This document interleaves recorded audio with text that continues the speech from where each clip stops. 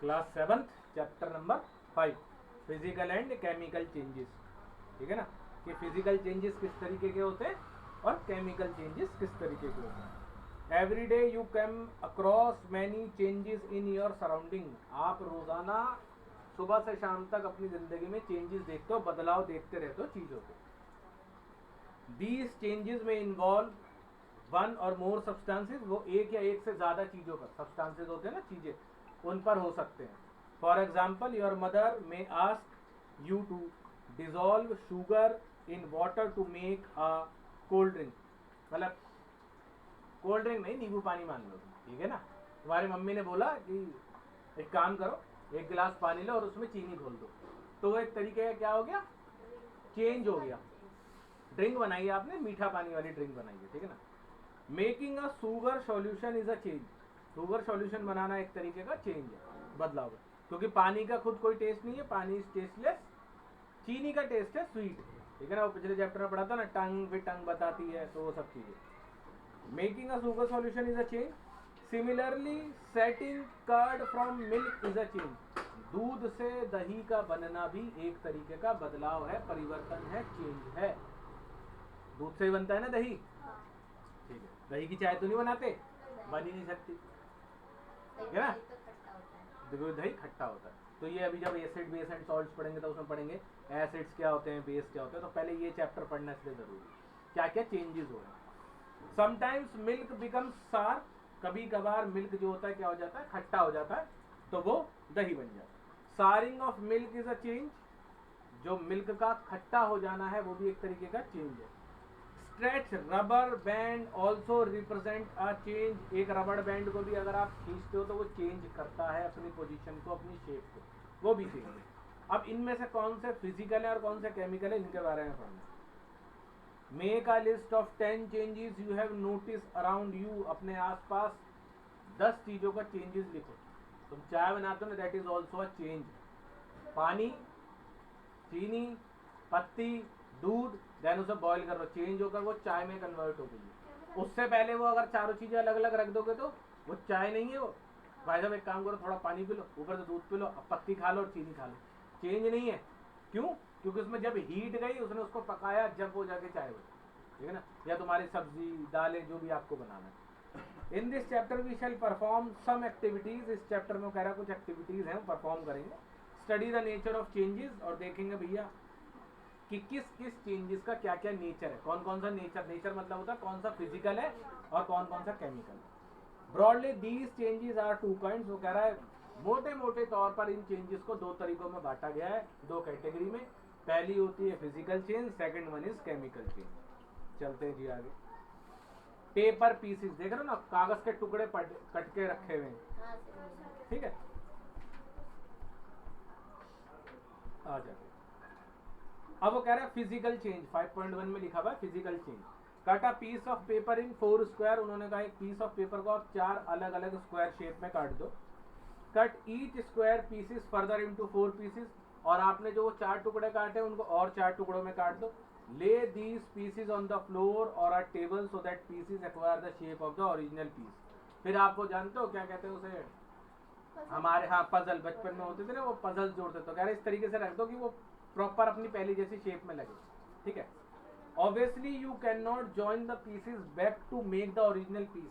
आप उन्हें एक साथ रख सकते हो, लेकिन अब वो पहले की तरह वो वाला कागज नहीं बनेगा। But there is a change in the property of the paper. कहता है लेकिन उसकी प्रॉपर्टी में एक चेंज आ गया, उसमें एक दूसरा चेंज बन गया। जब आपने उसे कटिंग करा, वो फिजिकल तरीके से हुआ, हाथों से हुआ, तो उसको फिजिकल चेंज बोलते थे, ठीक है ना। उसमें कोई केमिकल तो यूज नहीं करा। Collect the chalk dust lying on the floor near the chalk board in your classroom. जब आपके मैम या टीचर जो भी हैं कुछ लिखते हैं, ठीक है ना, तो वो चौक से लिखते हैं तो कुछ चूरा जो है बोर्ड के बिल्कुल पास में गिरना शुरू हो जाता है। Crush the small piece of chalk into dust. आपने क्या करा, जो छोटे छोटे चॉक के छोटे छोटे टुकड़े बचे उन्हें भी आपने क्या करा, पाउडर फॉर्म में बना लिया घिस कर। Add a little water to the dust, make a paste. जब आप उसमें थोड़ा सा पानी मिलाओगे तो वो एक पेस्ट की तरह हो जाएगा तैयार। Roll into the shape of piece of chalk. आप उसे दोबारा से उस शेप में ला सकते हो, चौक की शेप में बना सकते हो। या आप उसे गोल कर लो, उसको शेप ले आओ, कौन सी शेप ले आओ, चौक वाली। लेट इट ड्राई, फिर उसे सूखने दो। Did you recover Chowk from the dust, क्या आपने डस्ट से वापस से चौक बनाई? अब हो सकता है कि कुछ हद तक वो काम करे, कुछ हद तक वो चले जो चौक। क्यों? क्योंकि जो चौक बनने का प्रोसेस है उसमें और भी बहुत सारे केमिकल्स शायद यूज होते होंगे। अब हमें प्रॉपरली भी नहीं पता चौक जो है वाइट ही कलर की आती है कि नहीं। आजकल तो कलरफुल भी आ रही, तो उसमें कलर्स वगैरह मिलाए जाते हैं, लेकिन ये भी एक तरीके का चेंज था, तो वापस से चौक बना रहा था। आपने डस्ट उठाई, एक जगह इकट्ठी करी, पानी से उसको वापस से पेस्ट की तरह बनाया, फिर उसको रोल करके शेप बना दिए चौक जैसा, और उसको सूखने दिया तो वो चौक फॉर्म में बना। Take some ice in a glass और प्लास्टिक टम्बलर, आप एक काम कीजिए, ग्लास में या किसी प्लास्टिक के बर्तन में कुछ बर्फ के टुकड़े रखो। Melt a small portion of ice by placing the tumbler in the sun, आप उस गिलास को या बर्तन को धूप में रख दीजिए तो वो मेल्ट हो जाएंगे, पिघल जाएंगे। You have now a mixture of ice and water, अब आप देख रहे होगे कुछ टुकड़े जल्दी पिघल गए, कुछ थोड़ा देर से पिघले, तो अब आपके पास मिक्सचर है, कुछ उसमें टुकड़े बर्फ के हैं और कुछ पानी के। Now place the tumbler into freezing mixture, अब आप क्या करो, उसको उठाओ जो आपने पिघलाया है ना, उसको उठा के अपने फ्रिज में रख दो, फ्रीजिंग टेम्परेचर पर रख दो। आइस प्लस कॉमन सॉल्ट, अब आइस में क्या हो गया, कॉमन सॉल्ट ऐड कर दो, थोड़ा सा नमक ऐड कर दो। Does the water become solid once ice again, क्या वापस से वो बर्फ बन जाएगी? बन जाएगी, क्यों नहीं बनेगी भाई? तुमने कोई केमिकल चेंज थोड़ी करा, उसमें फिजिकल चेंज था। बर्फ निकाली, बर्तन में रखी, वो पिघल गई, आपने वापस से, हाँ ये हो सकता है शेप चेंज हो जाएगी, क्योंकि पहले हो सकता है आइस क्यूब की फॉर्म में, अब आपने ग्लास में जमा दी तो ग्लास फॉर्म में हो जाएगी, है ना, ये हो सकता है, शेप चेंज हो जाएगी। Boil some water in a container, do you see the steam rising on the surface of water, आपने देखा होगा जब आप कोई बर्तन में पानी गर्म करते हो तो स्टीम निकलती है, आप ऐसा हाथ भी करोगे ना आपको यहाँ महसूस होगा गीला गीला, है ना। Hold an inverted pan by its handle over the steam at some distance at the boiling water. Observe the inner surface of the pan. वही कह रहा है वो, आप एक पैन लीजिए, उसको जब पानी उबल रहा है उसके ऊपर ऐसे रखिए, तो आप देखोगे कि पैन के ऊपर क्या हो गया, वाटर ड्रॉपलेट्स जमा हो गई, है ना, पानी की छोटी छोटी बूंदें जमा हो गई। Do you see any droplet water there, क्या आपने वहां कोई पानी की ड्रॉपलेट देखी? तो था ना, do you see any droplet of water there, अगर आपने वहां पानी की बूंदें देखी हैं तो यस, और नहीं देखते तो नो, वैसे तो यस ही है, नो नहीं होगा। अब activity 5.5, be careful while handling a flame, ध्यान से करना है जब भी अगर तुम कोई आग जैसी चीज या कोई गर्म बर्तन वगैरह उठाओ, इसमें इसलिए एक्टिविटी में क्वेश्चन दिया हुआ है। Hold a used hacksaw blade with a pair of tong, देखा है हैकसॉ ब्लेड, अभी कभी गूगल करना दिख जाएगा। टोंग होता है वो जिससे चिमटे को जानते हो, चिमटा टोंग होता है। Keep the tip of the free end of the blade on the gas stove, wait for few minute, does the colour of the tip of the blade change, हो जाएगा बिल्कुल। आपने क्या करा, एक जगह आग लगाई, फ्लेम मोमबत्ती वगैरह जलाई, आपने चाकू है या कुछ भी चीज है जिसका हैंडल दूसरे ऑब्जेक्ट का होना चाहिए ताकि वो गर्म हीट ट्रांसफर ना कर दे। प्लास्टिक तो हीट ट्रांसफर कर देगा, कर तो लकड़ी भी देगा लेकिन वो थोड़ी देर से करेगा। तो आपने क्या करा, उस मोमबत्ती की टिप पर ना वो लोहे वाला हिस्सा रख दिया, तो आप धीरे धीरे देखोगे कि वो गर्म भी हो रहा है, उसमें काला काला एक कलर भी आ रहा है। Remove the blade of the flame, observe the tip once again after some time, does it get back to its original colour, जैसे ही आप उसको हटाओगे अपने ओरिजिनल कलर में आ जाएगा। वो तो होगा, जब तक वो गर्म हो रहा था वो रेड रेड होना शुरू हो जाएगा, और जब आप उसे हटा लोगे तो अपने ओरिजिनल कलर में आ जाएगा, लेकिन उस पर कालक सी रह जाएगी, कार्बन रह जाएगा, कार्बन रह जाएगा। वो 8th क्लास में पढ़ोगे जब आप एक चैप्टर है 8th क्लास में, दहन और ज्वाला, उसके अंदर पढ़ोगे जो भैया काला काला क्यों रह जाता है, अभी 8th में आओगे तब पढ़ोगे, अभी 8th में नहीं होगा। In activity 5.1 and 5.2 above, you saw the paper and a piece of chalk underwent changes in size. आपने देखा होगा जब आपने पीस ऑफ पेपर लिया था या चौक लिया था पहली वाली एक्टिविटी में, कटिंग करा था, तो उनका शेप और साइज चेंज हो रहा था ना। In activities 5.3 and 5.4 water change its state from solid to liquid, आपने 5.3 और 5.4 में देखा होगा पानी अपनी सॉलिड से लिक्विड में जा रहा था, फ्रॉम गैस टू लिक्विड, और वापस से क्या हो रहा था, गैस से लिक्विड में जाता, स्टीम है ना, स्टीम गैस होती है, और फिर जब वो पैन से टकरा रही तो लिक्विड बन रही थी। In activity 5.5 the hacksaw blade change the colour on heating, फिर आपने 5.5 में देखा जो ब्लेड था वो अपना कलर चेंज कर रहा था कब? ऑन हीटिंग, गर्म करने पर। प्रॉपर्टीज, ये है important paragraph. Properties such as shape, size, colour and state of the substances are called physical property. जिन जिन चीजों में शेप, साइज, कलर या उसकी स्टेट ही चेंज हो जाए, that is called physical property. बर्फ में स्टेट चेंज हुई थी, सॉलिड से लिक्विड बना था। कलर चेंज हुआ था किसके अंदर? जिसमें चाकू गरम करा था। साइज किस में चेंज हुआ था? बर्फ वाले में भी मान सकते हैं कि आइस क्यूब जो है मेल्ट हो गई थी। चौक में भी चेंज हुआ था, पेपर में भी चेंज हुआ था, शेप भी चेंज हुई थी। ठीक है। A change in which substances undergo a change in its physical property is called physical change. जब किसी भी substances का फिजिकल प्रॉपर्टी में चेंज आएगा उसी को क्या बोला जाएगा? फिजिकल चेंज बोला जाएगा। समझ आ गई फिजिकल चेंज और केमिकल चेंज की डेफिनेशन? इसी पैराग्राफ को पढ़ना। अब केमिकल के बारे में पढ़ेंगे। A physical change is generally reversible. Physical change ज्यादातर रिवर्सिबल होता है। मोमबत्ती लीजिए, जला दीजिए, पिघल जाएगी, मोम वही रहेगी, आप वापस से मोम को मेल्ट करके मोमबत्ती बना सकते हो। बर्फ पिघल गई थी, आपने दोबारा बर्फ बना ली। समटाइम्स इट इज रिवर्सिबल, कुछ समय में या कुछ सब्सटेंसेस रिवर्सिबल हो जाते हैं। कागज नहीं हो रहा ना, लेकिन सारे के लिए नहीं लिखा उन्होंने, ऑलवेज नहीं लिखा है, समटाइम्स। ठीक है ना, कुछ हो जाते हैं, कुछ नहीं होते। In a such change no new substances form. अब देखो, बर्फ के पिघलने से क्या बनता था? पानी। और पानी के जमने से, पेपर को काटने से क्या मिल रहा था? पेपर ही। ठीक है ना। उस हॉक्सो ब्लेड को जलाने से क्या मिल रहा था? बस कलर चेंज हो रहा था, कोई नया सब्सटेंस नहीं बन रहा था। चौक के पाउडर को वापस से चौक बनाने में क्या बन रहा था? चौक। फिर वापस से लिखो, फिर सेम प्रोसेस करते रहो, तो कोई नया सब्सटेंस तो नहीं बन रहा। ठीक है ना। Late us consider the other kind of change. अब हम दूसरा चेंज देखते हैं, दैट इज केमिकल चेंज। और केमिकल चेंज बहुत इंपॉर्टेंट चीज है, 10th में बड़ा परेशान करेगा, ये पहले बता रहा हूं। पहले ध्यान से पढ़ो और ध्यान से सुनो। A change which you are quite familiar is the rusting of iron. आपने देखा होगा सबसे कॉमन चेंज जो तुम देखते हो, लोहे पर जंग लगना। ठीक है ना। If you leave a piece of iron in the open for some time, अगर आप किसी लोहे के टुकड़े को खुली हवा में छोड़ देते हैं और उस पर मॉइस्चर जमा होता है या पानी जमा होता है, तो उसके ऊपर जंग लग जाएगा। होता है, दरवाजों वगैरह पर लग जाता है। It acquires a film of brownish substances. उसके ऊपर एक क्या होता है? ब्राउन कलर की सब्सटेंस। ये नहीं है तो कलर हुआ, ये तो कलर है। इसी तरीके की फिल्म आ जाती है, ब्राउनिश सब्सटेंसेस हो जाते हैं। ठीक है ना। The substances is called rust. तो रस्ट किसे बोला जाता है? जंग को बोला जाता है। वो जंग जो क्या होता है? ब्राउनिश कलर में होता है। और किसके ऊपर लगता है? लोहे पर लगता है। नहीं, बस लोहे पर नहीं, और भी चीजों पर लगता है, लेकिन प्लास्टिक, लकड़ी वगैरह पर नहीं लगता। तो बेसिकली जनरली जिस पर ज्यादा लगता है उसकी बात करते हैं। ठीक है ना।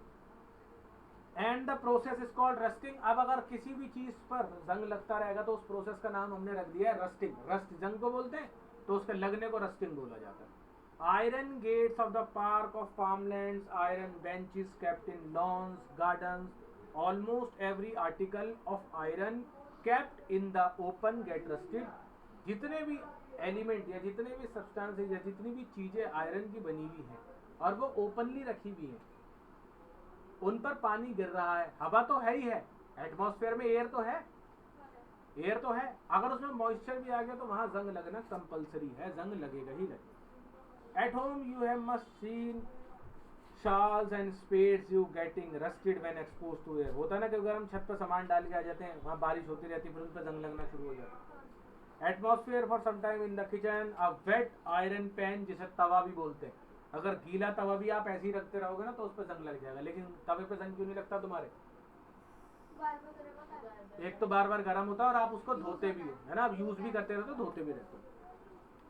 Rusted it left in that state for some time. अगर आप उसे कुछ महीनों या हफ्तों के लिए ऐसे ही छोड़ दोगे तो उसके ऊपर जंग लगना शुरू हो जाएगा। ठीक है। Rust is not iron. Rust का मतलब आयरन नहीं होता है, जंग आयरन नहीं है। आयरन लोहा है, जंग उसके ऊपर लगने वाला क्या है? सब्सटेंस है। तो जंग लोहा नहीं है। तुम सोचो जंग लगा हुआ लोहा लिया है, देखो हमारे वाले में तो कलर भी बहुत अच्छा ब्राउन कलर का है, तो वो और ज्यादा कमजोर होगा। ध्यान रखना, कहता है ना लोहे में जंग लग गया, अब ये कमजोर होना शुरू हो गया। It is different from iron on which it get deposit. ये क्या होता है, ये आयरन के ऊपर डेपोजिट हो जाता है, डेपोजिट मतलब जमा होना शुरू हो जाता है, और वो क्या करता है, आयरन को वीक भी करता है, कमजोर भी करता है। Let us consider few more changes where new substances are formed. इसमें क्या हुआ, नया सब्सटेंस बन गया, आयरन था, आयरन के ऊपर पानी गिरा, पानी हवा के कांटेक्ट में रहा, जंग बना, जंग एक नया सब्सटेंस, ठीक है ना। To demonstrate by the teacher, activity 5.6 है, वो कह रहे हैं डेमोन्स्ट्रेशन टीचर के सामने या एटलीस्ट टीचर ही करे ये डेमोन्स्ट्रेशन, क्योंकि ये थोड़ा रिस्की हो सकता है। It is dangerous to look for long at the burning of magnesium ribbon, ये तो 9th में आएगा या 10th में आएगा, कि मैग्नीशियम रिबन जैसी हवा में आता है वो जलना शुरू कर देता, मैग्नीशियम जैसी एयर के कांटेक्ट में आता है वो जल पड़ता है, ठीक है ना, नहीं तो उसे पानी में रखते हैं।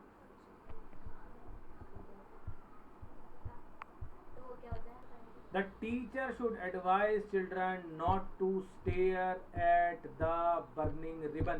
टीचर को बच्चों को ये एडवाइस करनी चाहिए अगर वो ये एक्टिविटी करा रहे कि आप डायरेक्टली उस रिबन को ना देखो बहुत देर तक, क्योंकि वो जब जलता है ना, देखो आंख में भी जाने का डर है, जब बम फटता है तो उसके कण दूर दूर भागते हैं ना, आंख में भी गिरने का हो सकता है, बॉडी पर भी गिर सकता है, ठीक है। Get a small piece of thin strip और रिबन ऑफ मैग्नीशियम, इन्होंने बहुत देखो पतली सी स्ट्रिप ली है रिबन में, बहुत पतली सी रिबन ली है मैग्नीशियम की। Clean its tip with the sand paper, आप इसको साफ करो, सैंड पेपर जानते हो ना क्या होता है, अरे रेगमाल जिससे लोहे के ऊपर ऐसे रगड़ते हैं। Bring the tip near the candle, जैसे ही आप उसको कैंडल के पास लाओगे, it Burns with a brilliant flame, एकदम से वो जलना शुरू हो जाए, ठीक है ना। ये तो वो जल रहा है ना 5.3 में, अब आ जाते हैं बराबर में। अब देखो ये जो इसमें एक्टिविटी लिखी है 10th में same to same, burning brilliant light, when it is completely burned it leaves behind a powdery ash, जब वो पूरी तरीके से जल जाता है तो वो अपने जब जलने के बाद क्या करता है, पाउडर जैसी ऐश छोड़ जाता है, राख छोड़ के जाता है पाउडर फॉर्म में। Does the ash look like the magnesium ribbon, क्या ये जो ऐश है, जो ये पाउडर जैसी जो अभी सब्सटेंस बचा है, क्या ये मैग्नीशियम रिबन के जैसा लगता है? यस और नो दोनों हो सकते हैं, अभी तो तुम्हें नहीं पता, तुमने एक्टिविटी करी थोड़ी है, तो तुम्हारे लिए यस भी हो सकता है और नो भी, अब आगे पढ़ते हैं तब पता चलेगा।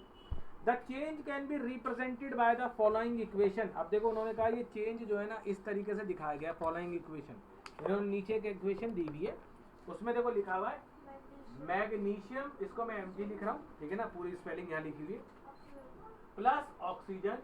तो मैग्नीशियम जब ऑक्सीजन के साथ रिएक्शन करती है तो वो एक सब्सटेंस बनाती है, दैट इज कॉल्ड MgO, यानी मैग्नीशियम ऑक्साइड, ठीक है ना। अब इसमें थोड़ी सी देर के लिए इस टॉपिक से थोड़ा सा हट के एक चीज देख लेते। देखो मैग्नीशियम आप पूरा लिखोगे तब भी वही पढ़ा जाएगा, ऑक्सीजन जब पूरा लिखोगे तब भी वही पढ़ा जाएगा। आप O लिखोगे तो हमने क्या बोलते हैं, इन्हें सिंबल्स बोलते हैं, Mg है, O है, ठीक है ना, ये सिंबल्स है। O क्या दर्शाता है, ऑक्सीजन के बारे में, Mg क्या दर्शाता है, मैग्नीशियम के बारे में। अब O2 की जो आप बात कर रहे हैं, O2 का मतलब होता है कि ऑक्सीजन के दो एलिमेंट है, ऑक्सीजन के दो एलिमेंट है, ऑक्सीजन दो बार लिखा जाएगा। इसको अगर मैथ की फॉर्म में लिखूं तो इसे ऐसे लिखो O प्लस O, यानी ऑक्सीजन दो बार, ऐसे लिखते हैं हम। तो O प्लस O ना लिख के हम इसे ऐसे नहीं लिख सकते, O2, जैसे x की पावर 2 होती है तो हम उसे लिखते हैं x मल्टीप्लाई बाय x, तो इसको ऐसा ना लिखे x की स्क्वायर, x की पावर 2, अगर 10 बार होगा तो 10 बार आपको x लिखना पड़ेगा, लेकिन अब आपने सीख लिया कि x की पावर 10 मतलब x 10 बार आ रहा है, तो O2 मतलब O के दो एलिमेंट, ठीक है ना। मैग्नीशियम के आगे तो कुछ नहीं लिखा हुआ, जिसके आगे कुछ नहीं लिखा होता वो सिंगल माना जाता है, वन माना जाता है। तो मैग्नीशियम के कितने एलिमेंट है, एक, ठीक है ना, बस इतनी चीज देखो, वो बाकी चीजें टेंथ होगी। The equation here are different from those in mathematics, उन्होंने पहले अच्छा नीचे बोल भी रखी है बात, ये जो इक्वेशन है ये मैथमेटिक्स से अलग होती है। कहीं तुम सोचो ये 2 नीचे कैसे आ गया, पावर्स तो ऊपर आती है, समझ में आई बात, तुम्हारे मैथ्स के अकॉर्डिंग पावर्स ऊपर होती है ना नंबर के, लेकिन साइंस में पावर्स नीचे, ठीक है ना। In equation of this kind the arrow implies becomes, ये एरो जो बना हुआ है इसमें ऐसे करके एरो बना हुआ है ना, तीर बना हुआ है, ये बताता है कि ये दोनों एलिमेंट, एक मिनट थोड़ा नीचे कर देता हूं, ये वाला जो तीर बना हुआ है यहाँ पर, ये वाला तीर जिसको मैंने हाईलाइट कर दिया, ये एरो बताता है कि ये दोनों एलिमेंट जुड़कर ये बना रहे हैं, तो एरो क्या बता रहा है, रिएक्शन इस डायरेक्शन में हो रहा है। किस डायरेक्शन में हो रहा है, from left to right, from left to right, ठीक है ना। अगर ये रिवर्स बना होता तो लिखा होता फ्रॉम राइट टू लेफ्ट, ठीक है। No attempt should be made to balance the chemical equation at this stage. उन्होंने कहा है इस स्टेज पर कोई भी अटेम्प्ट नहीं करना पड़ा केमिकल इक्वेशन को बैलेंस करने के लिए। ये तुम्हारा नहीं है 10th का। Balancing of chemical equation, chemical equation होती क्या है, स्केलेटल इक्वेशन किसे बोलते हैं, कौन कौन से चेंजेस होते हैं, कौन कौन से रिएक्शन, वो 10th। तो तुम्हें बस ये देखना कि केमिकल चेंज जो हो रहा है वो इक्वेशन लिखी जा रही है, लेकिन फिजिकल चेंज में आपने कोई इक्वेशन नहीं लिखी थी। यहाँ पे बत्ती जली, चमका कि केमिकल चेंज में हमने एक इक्वेशन लिखी है, जबकि फिजिकल चेंज में हमने 5 आइडेंटिटी। एक सेकंड देना, फिर ये चला चला जाए। No attempt should be made to balance the chemical equation. अब एक चीज और चमकी थी हमारे दिमाग में कि इस टाइम पर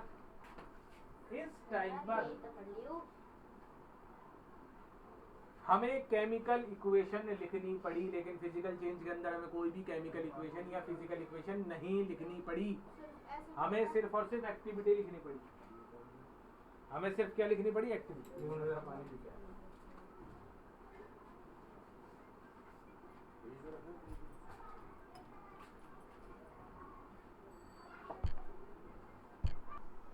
फिजिकल चेंज में कोई भी इक्वेशन नहीं लिखनी पड़ी और केमिकल चेंज के अंदर इक्वेशन लिखनी पड़ती है, ठीक है ना। ये भी एक चीज है। क्या ऐसा क्यों होता है, क्योंकि हमें बताना पड़ता है कौन से एलिमेंट चेंज हो रहे हैं, कौन से एलिमेंटों को जुड़ने से या घटने से या बढ़ने से कौन सी नई इक्वेशन बन रही है। जैसे हाइड्रोजन प्लस ऑक्सीजन क्या बनाता है, हाइड्रो ऑक्साइड। H2O को क्या बोलते हैं, वाटर। भाई तो पता चला ना, हमने तोड़ा ना इन चीजों को, केमिकल फॉर्म में तोड़ा, तभी तो पता चला हमें। वाटर का फॉर्मूला क्या है, H2O।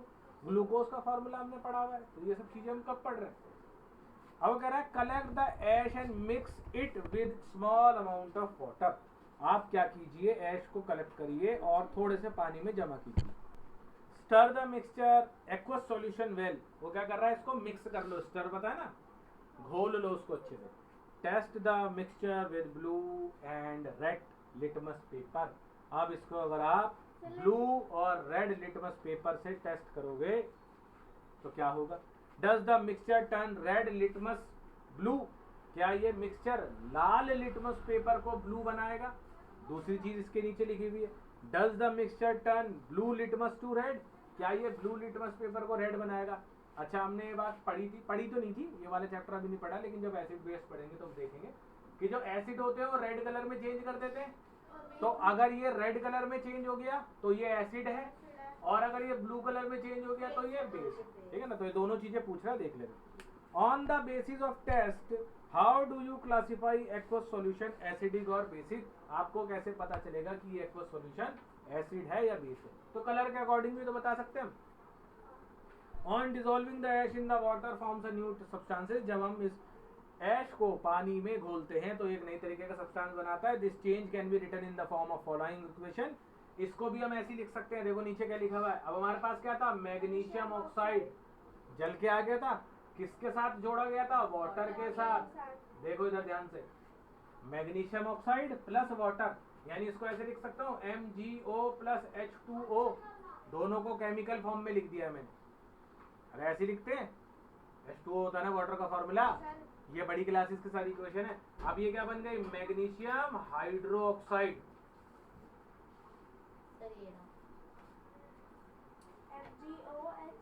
लिखा है ना MgOH फिर ब्रैकेट देन 2, यानी मैग्नीशियम पहले पढ़ा जाएगा क्योंकि Mg पहले लिखा हुआ है। हाइड्रो ऑक्साइड उल्टा पढ़ा जाता है, H पहले और O बाद में, हाइड्रो ऑक्साइड। देखो वैसे OH लिखा हुआ है, अरे OH लिखा है ना, तो ऑक्साइड हाइड्रो अजीब सा लगता है पढ़ने में, तो हम हाइड्रो ऑक्साइड पढ़ते हैं। समझ में आई बात, मतलब सेम पता है ना बंदे को कि हाइड्रोजन और ऑक्सीजन का मिक्सचर है। As you have already learned in chapter 4 magnesium hydroxide is the base. और हमने चैप्टर 4 में पढ़ा होगा क्या कि मैग्नीशियम हाइड्रोक्साइड एक तरीके का बेस होता है। तो ये क्या करेगा, ये ब्लू कलर में चेंज कर देगा किसको, उस रेड लिटमस पेपर को। So magnesium oxide is a new substance formed on burning of magnesium hydroxide is the another new substance. अब उन्होंने बताया कि मैग्नीशियम से और ऑक्सीजन के जुड़ने से क्या हुआ, एक नया सब्सटेंस बना था मैग्नीशियम ऑक्साइड। अब मैग्नीशियम ऑक्साइड के और पानी के जुड़ने से एक और नया सब्सटेंस बना, दैट इज मैग्नीशियम हाइड्रोक्साइड। समझ नहीं आया क्या नहीं आया, मैं बताता ना। सबसे पहले आपके पास मैग्नीशियम था, आपने मैग्नीशियम में ऑक्सीजन जोड़ा, यानी ऑक्सीजन हवा में प्रेजेंट थी, आपने उसे जलाया। जब आपने उसे जलाया तो उसने आपको MgO दिया, मैग्नीशियम हाइड्रोक्साइड। ये एक सब्सटेंस बन गया, सॉरी मैग्नीशियम ऑक्साइड दिया, एक सब्सटेंस बन गया। अब मैग्नीशियम ऑक्साइड जो आपके पास आ गया था, जो आपने बनाया था जलाने के बाद, उसको और पानी को जोड़ा, यानी उसको और H2O को जोड़ा, वाटर को जोड़ा, तो बन गया मैग्नीशियम हाइड्रोक्साइड। तो ये दूसरा नया सब्सटेंस है। समझ में आई? Substances formed by mixing magnesium oxide with water. अब हमें नया सब्सटेंस क्या बना था, मैग्नीशियम ऑक्साइड विद वाटर को जब हमने मिक्स करा था तो हमें मिल गया था magnesium hydroxide. To demonstrated by the teacher, उन्होंने कहा ये भी डेमोन्स्ट्रेशन किसके साथ होगा, टीचर के साथ होगा। Dissolve about a teaspoon of copper sulphate, उन्होंने कहा भैया आप एक काम कीजिए, 1 टीस्पून कॉपर सल्फेट मिलाओ। अरे dissolve about a teaspoon of copper sulphate blue vitriol या नीला ठोटा बोलते हैं उसे, क्या बोलते हैं, नीला ठोटा। अब तुम गूगल करोगे तुम्हें दिख जाए, घबराओ। In about a half cup of water. अब देखो ये पता चल रहा है, इसको मैं पहले ही लिख लूं, कॉपर सल्फेट को मैं, कॉपर को क्या बोलते हैं, Cu बोलते हैं बेटे। अभी तुमने नहीं पढ़ा क्योंकि तुम्हें एलिमेंट के नाम नहीं पता है। सल्फेट को क्या बोलते हैं, सल्फर यानी S बोलते हैं। तो Cu और S तो तुम्हें पता है कि ये होता होगा। और वाटर को क्या बोलते हैं, अभी हमने पढ़ लिया ऊपर वाले में H2O, ठीक है ना। ये सही नहीं है अभी, Cu प्लस H सही नहीं है, ठीक है ना। ये तो मैंने खाली तुम्हें दिखाने के लिए लिखा है। Cu कॉपर को बोलते हैं और S से सल्फर को डिफाइन करते हैं, ठीक है ना। अभी सिर्फ ये रफली लिखा है, ऐसे रफली समझने के लिए। इन अ ग्लास टम्बलर और बीकर, क्या कह रहा है वो, टम्बलर में या बीकर में जमा कर लो, add a few drops of dilute sulphuric acid. अब सल्फ्यूरिक एसिड भी जोड़ लिया हमने उसमें। सल्फ्यूरिक एसिड क्या होता है, H2SO4, ठीक है। अब तुम्हें नहीं पता होगा, लेकिन वो चीज है ना कि जब हम पढ़ते हुए आएंगे तब हम पढ़ेंगे। सल्फ्यूरिक एसिड जोड़ लिया उसमें। You should get a blue coloured solution, वो कह रहा है कि तुम्हारा जो सॉल्यूशन है वो किस कलर में हो जाएगा बच्चे, ब्लू कलर में हो जाएगा। Save a sample of solution in the test tube और स्मॉल ग्लास बॉटल, वो कह रहा है आप एक काम कीजिए, इसको एक छोटी सी कांच की बोतल में रख लो। कांच की बोतल में क्यों रखते हैं, ताकि रिएक्शन ना हो। प्लास्टिक की बोतल में रिएक्शन कर जाएगा, पता चला बोतल ही पिघल गई है। ड्रॉप अ नेल, अब क्या करो आप, एक कील डालो और यूज शेविंग ब्लेड, या ऐसा शेविंग ब्लेड डालो जिसे आपने यूज कर रखा हो, नया नहीं, नया तो बिल्कुल शार्प ही होगा, ठीक है ना। Into the remaining solution wait for half an hour, आप उसे आधे घंटे के लिए वेट करो। Observe the colour of the solution, अब आप सॉल्यूशन का कलर ऑब्जर्व करेंगे, compare it with the colour of sample solution saved separately. अब उन्होंने क्या करा, जो जो चीजें आपके कलर जो है सैंपल आपने डाले हैं उसको आप एक कॉपी में या एक जगह पर नोट डाउन कर लीजिए, ठीक है ना। तभी तो पता चलेगा एक्टिविटी में क्या है। देखो नीचे लिखा हुआ copper sulphate solution blue colour में, फिर उसमें जैसे आपने क्या डाला, आयरन सल्फेट, जैसे आपने वो ब्लेड, जंग लगा हुआ ब्लेड डाला, उसमें क्या हो गया, वो ग्रीन कलर में हो गया, ठीक है। केमिकल चेंज है ये, केमिकल रिएक्शन ही तो हुआ। आयरन के ऊपर क्या लगा हुआ था, अभी क्या पढ़ा था हमने, आयरन के ऊपर क्या लग जाता है, रस्ट, रंग, तो रस्ट हट गया, तो उसने क्या करा, इस सॉल्यूशन के साथ रिएक्शन कर दिया, दैट इज केमिकल चेंज। अभी हम पूरी डिटेल तो 9th और 8th और 10th में, अभी तुम्हें सिर्फ ऊपर ऊपर की बात समझिए कि चेंजेस होते हैं, ठीक है ना। Colour of the solution from blue to green, उन्होंने कहा कि ये कलर जो है सॉल्यूशन का नीले से हरे में चला गया, is due to the formation of iron sulphate. अभी यहाँ पर क्या था सब्सटेंस, कॉपर सल्फेट, तुमने पढ़ा था ना अभी कॉपर सल्फेट। अब ये जैसे ही आयरन के साथ रिएक्शन करा, इसने कॉपर को हटा दिया, इसने कहा तू हट जा भाई, अब मैं बन गया हूँ आयरन सल्फेट। बस इतना समझ में आया, कॉपर की जगह आयरन आ गया, ये समझना तुम्हारा काम नहीं, 10th का काम है। कॉपर की जगह आयरन आ गया, आयरन सल्फेट बन गया कॉपर सल्फेट की जगह, ठीक है। समझने वाली बात नहीं, समझाने को मैं समझाऊंगा लेकिन तुम्हारा समझ में नहीं आएगी। इसे डिस्प्लेसमेंट रिएक्शन वगैरह बोलते हैं। अभी जब सब्सटेंस स्टार्ट हुआ था तो उसका नाम कॉपर सल्फेट था, ठीक है। अब जब ये रिएक्शन करा इसने जंग लगी हुई कील के साथ या उस ब्लेड के साथ, तो उसने कॉपर को वहां से हटा दिया, कॉपर की जगह कौन आ गया, आयरन आ गया, तो इसको अब आयरन सल्फेट पढ़ा जाएगा। आयरन ने उसके साथ रिएक्शन कर लिया, कॉपर को बाहर कर दिया। ये जब केमिकल इक्वेशन फॉर्म में लिखी होगी ना ऐसे, तब तुम्हें समझ में आएगी क्या होती है। The brown deposit of the iron nail is copper. उसने कहा जो ब्राउन डेपोजिट था आयरन नेल के ऊपर is copper another new substance. उसने क्या करा, एक नया सब्सटेंस, और जंग लगा हुआ था, जंग लगा हुआ था। अब क्या हुआ, वो जंग हट गया, उसके ऊपर कॉपर चिपक गया। ये जो कील थी इसके ऊपर जंग लग रहा था अभी, तो अब जंग तो हट गया लेकिन इसके ऊपर क्या चिपक गया, कॉपर चिपक गया। तो अब नया सब्सटेंस बन गया कॉपर। कॉपर आयरन के ऊपर क्या हो गया, डेपोजिट हो गया, चिपक गया। We can write reaction as, देखो नीचे लिखा हुआ है कॉपर सल्फेट सॉल्यूशन लिखा हुआ है, कॉपर सल्फेट सॉल्यूशन इसको लिख रहा हूं मैं, कॉपर को C, सल्फेट को S, सॉल्यूशन को SN, समझने के लिए। कॉपर सल्फेट सॉल्यूशन लिखा है, किस कलर में लिखा हुआ है,